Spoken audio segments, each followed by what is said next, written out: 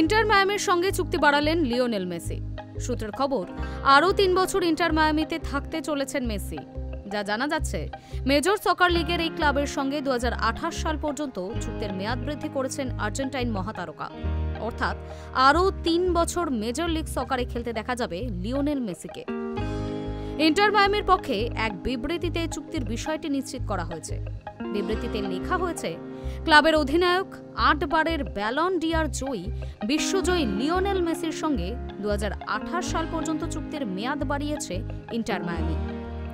নতুন চুক্তির পর উচ্ছ্বসিত মেসিও। ক্লাবের বিবৃতিতে তিনি বলেন, ইন্টার মায়ামিতে আরও ৩ বছর থাকতে পেরে সত্যিই খুশি। অবশেষে মায়ামি ফ্রিডম পার্কের নতুন স্টেডিয়ামে খেলার স্বপ্ন বাস্তবে পরিণত হতে চলেছে। এর জন্য অধীর আগ্রহে আমরা সবাই অপেক্ষা করছি। মেসির আরও সংযোজন, এখানে যোগ দেওয়ার পর থেকে আমি খুবই খুশি। এই ক্লাবের সঙ্গে চুক্তি বৃদ্ধি করতে পেরে সত্যি আনন্দিত। ইন্টার মায়ামির অন্যতম মালিক কিংবদন্তি ফুটবলার ডেভিড বেকহ্যামও মেসির এই সিদ্ধান্তে উচ্ছ্বসিত। তার কথায়, মায়ামি শহর, ক্লাব ও ফুটবলের প্রতি গভীর ভালোবাসা থেকেই এই সিদ্ধান্ত নিয়েছে মেসি। লিও এখনও জিততে চায়।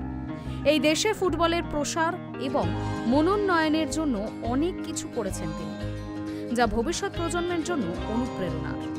প্রসঙ্গত ২০২৩ সালে পিএসজি থেকে ইন্টার মায়ামিতে আসেন মেসি।